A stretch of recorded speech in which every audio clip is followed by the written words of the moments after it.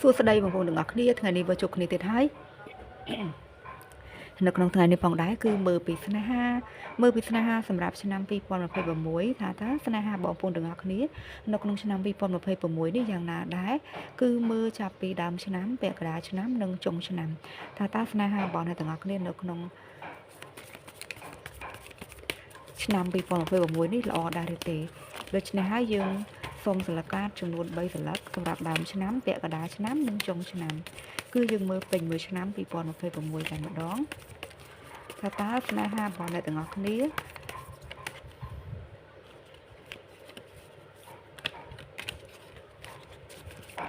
នៅដើមឆ្នាំល្អដែរឬទេ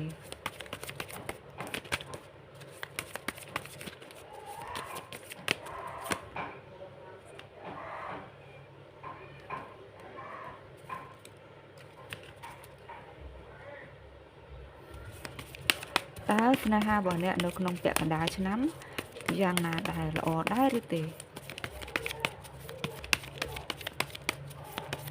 តើស្នេហារបស់អ្នកនៅពាក់កណ្ដាលឆ្នាំល្អដែរឬទេត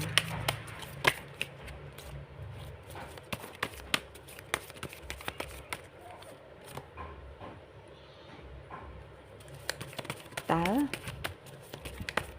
ស្នេហារបស់អ្នកទាំងអស់គ្នានៅចុងឆ្នាំ2026នេះល្អដែរឬទេ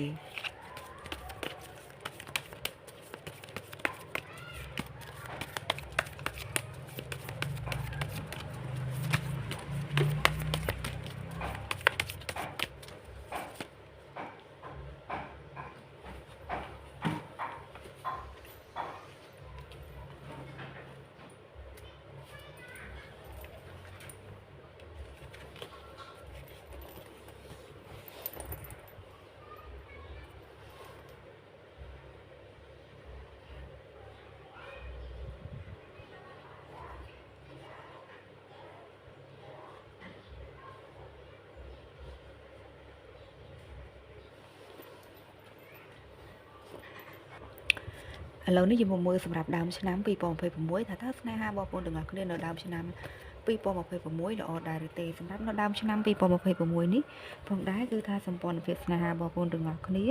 គឺមានភាពជិតស្និទ្ធមានការយល់ចិត្តគ្នាខ្លាំងនៅក្នុងពេលហ្នឹងគឺថាអ្នកទាំងអស់គ្នាអាចនឹងទទួលបានឱកាសក្នុងការជួបជាគូស្នេហ៍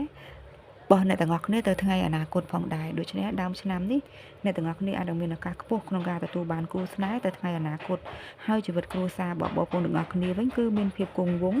និងមិនងាយបែកបាក់នោះឡើយដូច្នេះហើយគឺល្អមែនទែនសម្រាប់បងប្អូនទាំងអស់គ្នាសម្រាប់រឿងស្នេហារបស់អ្នកនៅក្នុងដើមឆ្នាំ2026អាចនឹងបានជួបគូទៅថ្ងៃអនាគតរបស់បងប្អូនទាំងអស់គ្នាឥឡូវនេះយើងមកមើលសម្រាប់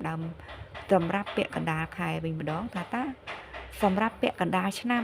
2026ថាតើពាក់កណ្ដាលឆ្នាំ2026អ្នកទាំងអស់គ្នានឹងទទួលបានស្នេហាបែបណាហើយល្អដែរឬទេសម្រាប់នៅពាក់កណ្ដាលឆ្នាំ2026វិញក៏ល្អដែរសម្រាប់បងប្អូនទាំងអស់គ្នាមួយចំនួនទៀតអាចនឹងថាគឺជាមនុស្សដែលមានស្នេហ៍នៅក្នុងអំឡុងពេលពាក់កណ្ដាលឆ្នាំហ្នឹងអាចនឹងធ្វើឲ្យមានគេមកស្រឡាញ់ពេញចិត្តបងប្អូនទាំងអស់គ្នាច្រើនដូច្នេះហើយនៅក្នុងពេលហ្នឹងអាចថាអ្នកទាំងអស់គ្នាអាចថាស្ថិតនៅក្នុងពេលរៀបចំ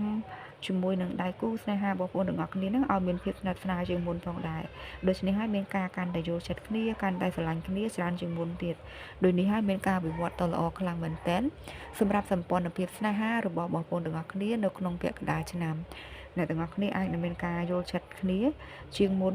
មានការស្រឡាញ់គ្នាច្រើនជាងមុនហើយមិនត្រឹមតែប៉ុណ្ណោះអ្នកទាំងអស់គ្នាផ្ទាល់គឺថា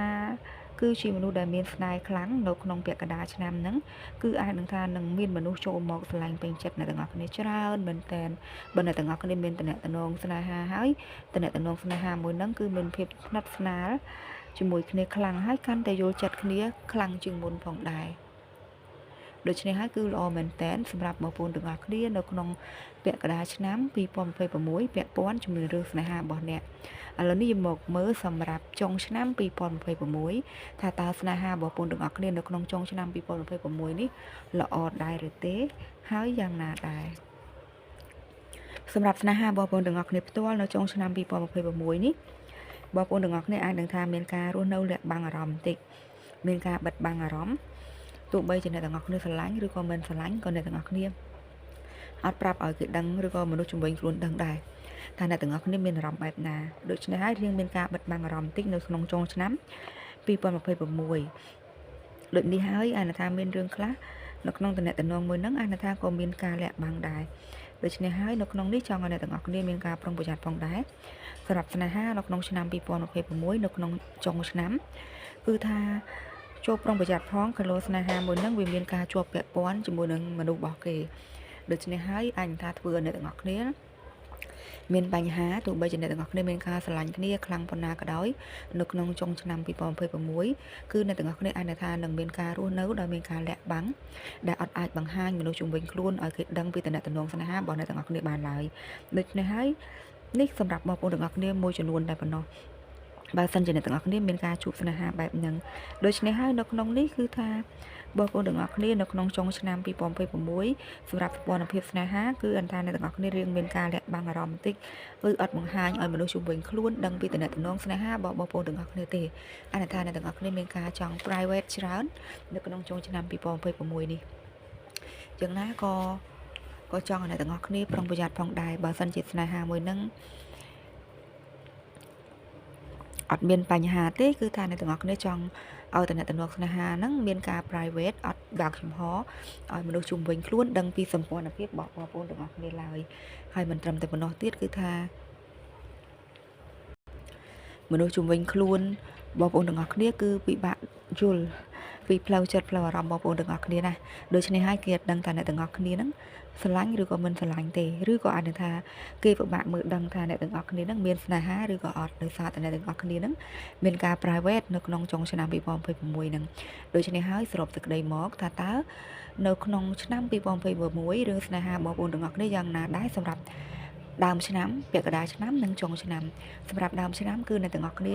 មានភាពល្អមានភាពរីករាយខ្លាំងមែនទែនក្នុងរឿងស្នេហាបងប្អូនទាំងអស់គ្នាអាចនឹងមានឱកាសខ្ពស់ក្នុងការបានជួបស្នេហាពិតឬក៏គូពិតប្រាកដគូទៅអនាគតរបស់អ្នកទាំងអស់គ្នាចំណែកឯពាក់កណ្ដាលឆ្នាំវិញគឺថាអ្នកទាំងអស់គ្នាមានស្នេហ៍ខ្លាំងអ្នកទាំងអស់គ្នាមានស្នេហ៍ខ្លាំងគឺមានមនុស្សស្រឡាញ់ពេញចិត្តច្រើនជាមួយនឹងបងប្អូនទាំងអស់គ្នាបើអ្នកទាំងអស់គ្នាមានតំណែងស្នេហាហើយវិញគឺថាអ្នកទាំងអស់គ្នាតំណែងមួយហ្នឹងនឹងមានការយល់ចិត្តគ្នាមានការស្រឡាញ់គ្នាកាន់តែខ្លាំងជាងមុនផងដែរហើយសម្រាប់ចុងឆ្នាំគឺថាអ្នកទាំងអស់គ្នាអាចនឹងថាមានការតំណងបែប private គឺអត់ចង់បើកចំហឲ្យមនុស្សជំនាញខ្លួនអ្នកទាំងអស់គ្នាដឹងពីតំណងស្នេហាបងប្អូនទាំងអស់គ្នាឡើយដូច្នេះហើយនេះគឺជាការមើលពេញមួយឆ្នាំពាក់ព័ន្ធជាមួយរឿងស្នេហារបស់អ្នកដូច្នេះសង្ឃឹមថាបងប្អូនទាំងអស់គ្នានឹងយល់ពីអត្ថន័យនៃវីដេអូមួយនេះផងដែរ